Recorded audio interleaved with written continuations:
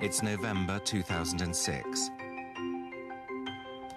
JK Rowling is working in secret on the final chapters of Harry Potter and the Deathly Hallows in a hotel room in Edinburgh.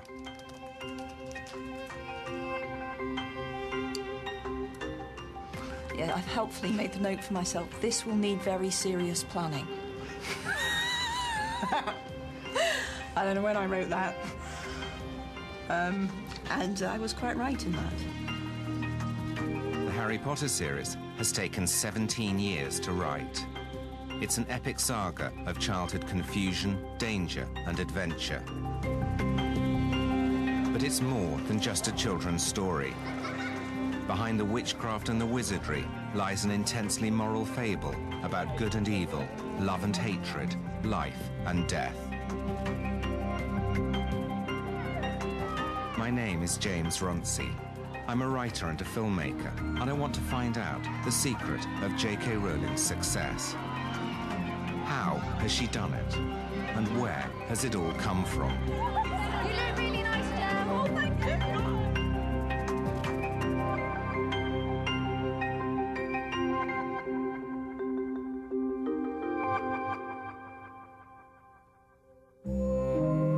This is JK Rowling's country house in Perthshire.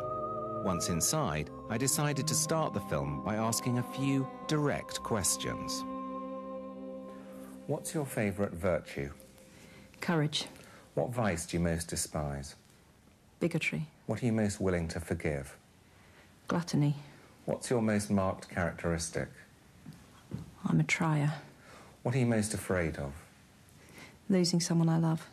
What's the quality you most like in a man? Morals. What's the quality you most like in a woman? Generosity. What do you most value about your friends? Tolerance. What's your principal defect? Short fuse. What's your favourite occupation? Writing. What's your dream of happiness? Happy family. The desire for a happy family comes, in part, from a difficult childhood. Like her orphaned hero Harry Potter, Joanne Rowling was brought up on a suburban British street, first in Yate, just outside Bristol, and then a few miles down the road in Winterbourne. The house even had a cupboard under the stairs. But unlike Harry Potter, Jo wasn't made to sleep there.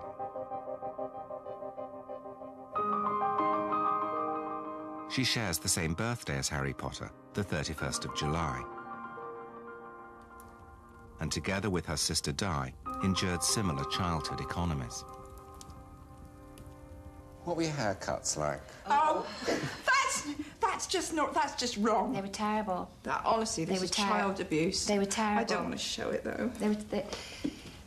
I've got it here. But it's not. Right, that. Look at my fringe. I don't think anyone can stomach that for long. If you're wondering, Jo is the one on the right. If you weren't used to cutting hair, wouldn't you approach it in a gentle, slow manner? Wouldn't you go to a hairdresser? Well, maybe they could, but wouldn't you just cut it slowly and not attack it like a hatchet?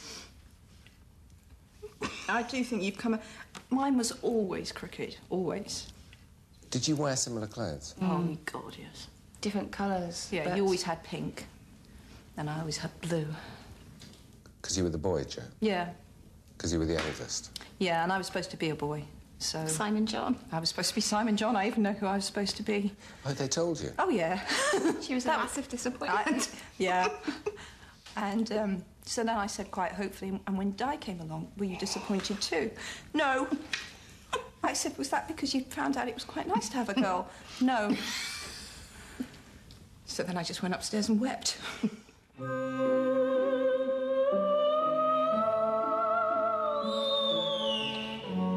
When Jo was 9 years old, the family moved to a village outside Chepstow on the edge of the Forest of Dean. Here was a location that offered a whole range of imaginative possibilities, magical creatures, mystery and intrigue. I'm very drawn to Forest. And it's my favourite part of the Hogwarts grounds. The advantage of a forest is it can be so many things. It can be a place of enchantment. You never imagine a crowd in a forest. It's a solitary place. Is it because it used to be a place of shelter and safety to us, I suppose?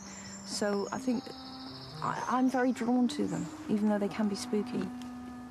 Jo wrote stories from an early age. There was resonant material all around her. She even lived next door to a graveyard. The family lived in this house.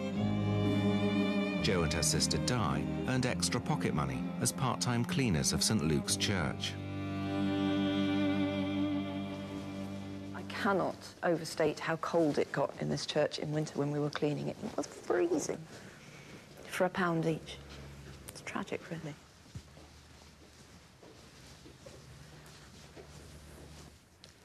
We must be in here loads, because we used to sign this book all the time. Oh, God, I know. Oh, look, it's me. There I am. Me and Di together. JK Rowling, age 12, JK Rowling, age 10.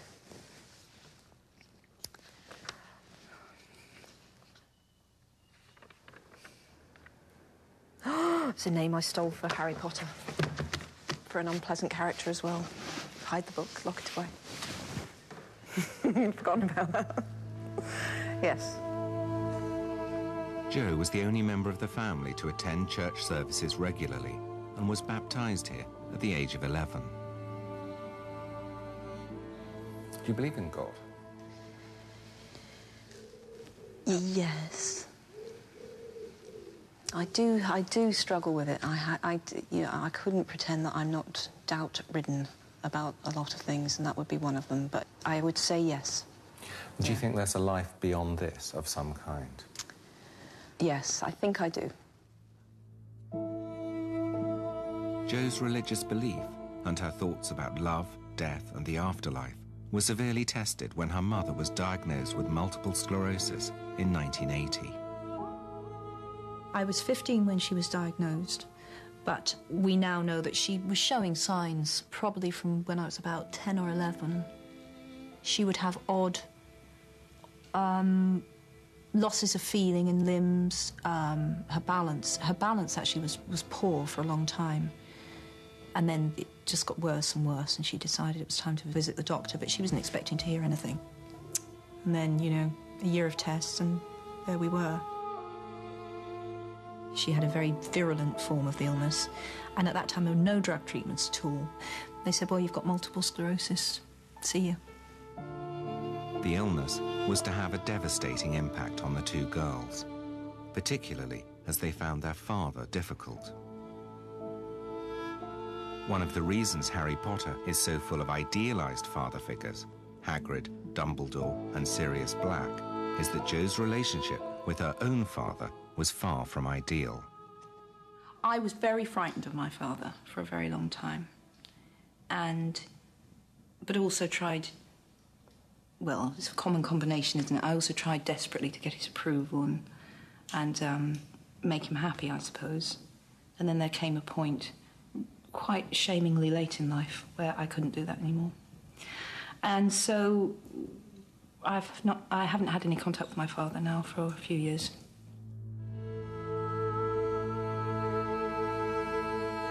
The absence of any meaningful relationship with her father and the long, slow loss of her mother are two of the most important influences on Jo's writing.